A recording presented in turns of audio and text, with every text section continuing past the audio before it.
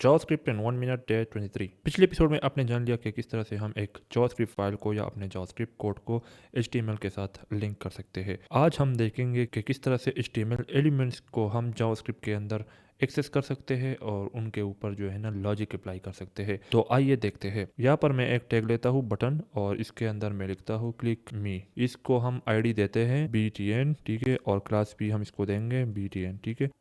तो आप देख सकते हैं हमारा बटन यहाँ पर अपीयर हो रहा है। इसको हम क्लिक कर सकते हैं। अब हम जावास्क्रिप्ट के अंदर इसको किस तरह से पकड़ेंगे, किस तरह से इसको जो है ना ग्रैब करेंगे और इसके ऊपर अपना लॉजिक अप्लाई करेंगे। तो मैं आता हूँ app.js के अंदर और यहाँ पर हम इस बटन को जो है ना ग्रैब करेंगे और इस बटन को जो है ना सबसे पहले हम स्टोर करेंगे ताकि बाद में इसके ऊपर हम लॉजिक अप्लाई कर सके। सो यहाँ पर हम लिखेंगे कॉन्स्ट और फिर बटन हमारा इस तरह से होगा और फिर यहाँ पर जो है ना हम अपना डॉम एक्सेस करेंगे, ठीक है। सो डॉम एक्सेस करने के लिए मैंने आपको बता दिया कि हम जो है ना जावास्क्रिप्ट के अंदर इसको एक ऑब्जेक्ट के थ्रू जो है ना वो एक्सेस कर सकते हैं। सो वो ऑब्जेक्ट है डॉक्यूमेंट ऑब्जेक्ट, ठीक है। Document dot query selector. अब ये जो क्वेरी सेलेक्टर है ना, ये बेसिकली जिस तरह से हम CSS के अंदर किसी टैग के नेम से या जो है ना क्लास नेम से या आईडी के नेम से जो है ना कोई एलिमेंट सेलेक्ट करते थे और उसके ऊपर स्टाइल अप्लाई करते थे, इस तरह से हम जावास्क्रिप्ट के अंदर जो है ना क्वेरी सेलेक्टर फंक्शन या मेथड यूज़ करके इसके ज़रिए हम एलिमेंट्स ग्रैब कर सकते हैं। तो हम एलिमेंट का नेम यूज़ करके भी जो है ना इसको सेलेक्ट कर सकते हैं। अगर मैं यहाँ पर लिखूँ बटन, तो मेरा जो बटन है सबसे पहले वाला बटन वो सेलेक्ट हो जाएगा। अगर मैं यहाँ पर लिखूँ के क्लास नेम, तो वो इस तरह से हम देंगे डॉट नोटेशन के साथ बटन डॉट बटन। तो इस तरह से भी हमारा बटन जो है ना हम सेलेक्ट करेंगे।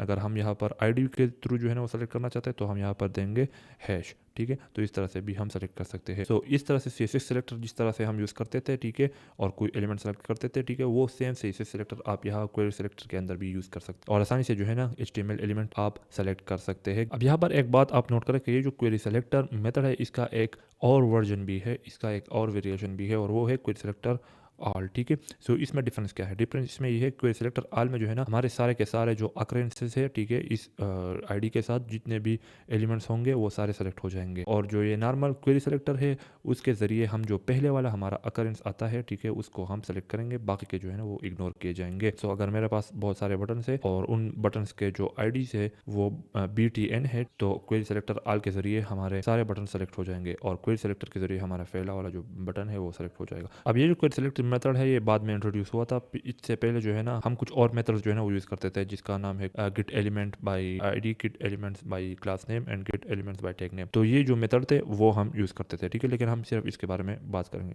वो अगर आप इंटरनेट पर सर्च करें तो उनका इम्प्लीमेंटेशन भी आपको मिल जाएगा।